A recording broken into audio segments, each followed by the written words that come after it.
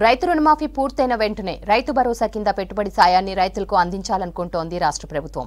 విధి విధానాల తయారీ కోసం కేబినెట్ సబ్ కమిటీని ఏర్పాటు చేసింది. ఇప్పటికే వివిధ జిల్లాల్లో రైతుల అభిప్రాయాన్ని సేకరించింది మంత్రివర్గ ఉపసంఘం. మిగతా జిల్లాల్లోనూ అభిప్రాయ సేకరణ పూర్తి చేసి ముఖ్యమంత్రికి నివేదిక ఇవ్వనుంది.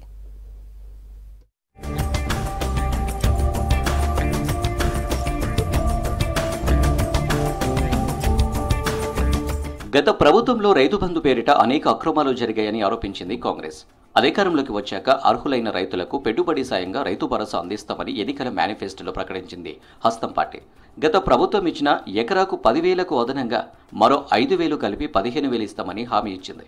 ఈ హామీ ప్రకారం అధికారంలోకి వచ్చిన వెంటనే దీనిపై ఫోకస్ పెట్టింది రేవంత్ సర్కార్. రైతు భరోసా విధి విధానాల తయారీ కోసం కేబినెట్ సబ్ కమిటీని ఏర్పాటు చేసింది. అసెంబ్లీ సమావేశాల ముందు వరకు పలు జిల్లాల్లో సమావేశాలు నిర్వహించి రైతుల అభిప్రాయాలు సేకరించింది సబ్ కమిటీ. ఇందులో అనేక సమస్యలను కేబినెట్ సబ్ కమిటీకి దృష్టికి తీసుకొచ్చారు రైతులు.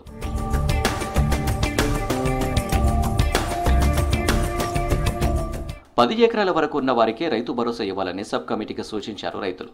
గ్రామాల్లో వెంచర్లు వేసిన వాటికి ఎకరాలకు ఎకరాలు కొనుగోలు చేసి ఖాళీగా ఉన్న భూములకు రైతు భరోసా సాయం ఇవ్వొద్దని మంత్రివర్గ ఉపసంఘానికి సూచించారు. 10 ఎకరాల్లోనూ సాగు ఎంత చేస్తే అన్ని ఎకరాలకి అందించాలన్నారు. కోట్లు ఖర్చు పెట్టి ఎమ్మెల్యేలు, ఎంపీలు, ప్రజాప్రతినిధులుగా చెలామణి అవుతున్న వారికి సాయం ఇవ్వాల్సిన అవసరం లేదని అభిప్రాయపడ్డారు. పారిశ్రామికవేత్తలు, ఫామ్ హౌస్లు కట్టుకున్న వారిని, రియల్ ఎస్టేట్ వ్యాపారులను పక్కన పెట్టాలన్నారు. ఇన్కమ్ ట్యాక్స్ రిటర్న్ దాఖలు చేసేవారంతా ధనవంతులు కాదని, బ్యాంకర్లు రుణాలు ఇవ్వాలంటే ఇన్కమ్ ట్యాక్స్ రిటర్న్ అడుగుతున్నారని రైతులు తెలిపారు.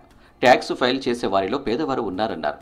వీటన్నింటిని దృష్టిలో పెట్టుకుని రైతు భరోసా సాయం అందించాలని రైతులు కేబినెట్ సబ్ కమిటీకి వివరించారు.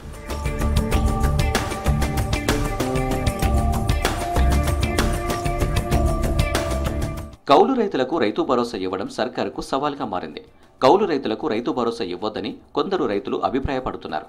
రైతు భరోసాకు సీలింగ్ విధించడం సమస్యగా మారే ఛాన్స్ ఉంది. దీంతో రైతు భరోసా విధి విధానాలు ఎలా ఉండబోతున్నాయన్నది ఆసక్తిగా మారింది.